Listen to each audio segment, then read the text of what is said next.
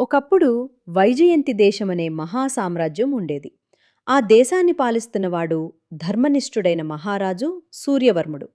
అతనికి ఏకైక కుమార్తె, అందం, బుద్ధి, గుణాలతో ప్రసిద్ధిగాంచిన యువరాణి అన్వికాదేవి. కాలక్రమేణా అన్వికాదేవికి యుక్త వయసు వచ్చింది.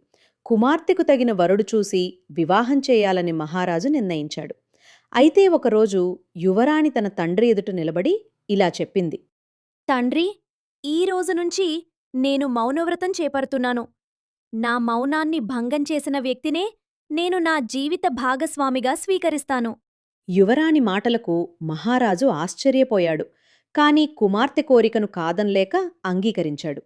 ఆ తర్వాత రోజుల్లో అనేక దేశాలనుంచి రాజకుమారులు, వీరులు, శూరులు వచ్చారు. ఎవరెవరో తమ ప్రతిభతో, మాటలతో, బలంతో యువరాణి మౌనాన్ని భంగం చేయాలని ప్రయత్నించారు.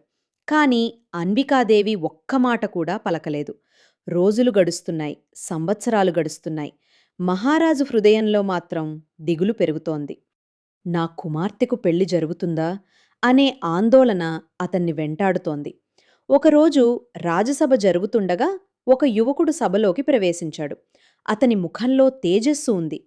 కాని ధరించిన వస్త్రాలు మాత్రం అతడు నిరుపేదవాడని చెబుతున్నాయి. ఆ యువకుడు మహారాజుకు నమస్కరించి ఇలా అన్నాడు. మహారాజా, యువరాణి అన్వికాదేవి నన్ను కొంతకాలం కిందటే వివాహం చేసుకుంది. నేను పేదవాడినని ఈ విషయం బయటి చెప్పలేక ఆమె మౌనవ్రతం పేరుతో కాలం గడుపుతోంది. ఆ మాటలు వినగానే సభ అంతా నిశ్శబ్దమైంది. అంతలోనే యువరాణి అన్వికాదేవి లేచి అది అబద్ధం.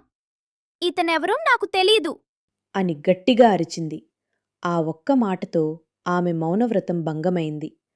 ఆ యువకుడు చిరునవ్వుతో ముందుకు వచ్చి తన మారువేషాన్ని తొలగిస్తూ ఇలా అన్నాడు. యువరాణి, మీరు చెప్పింది నిజమే.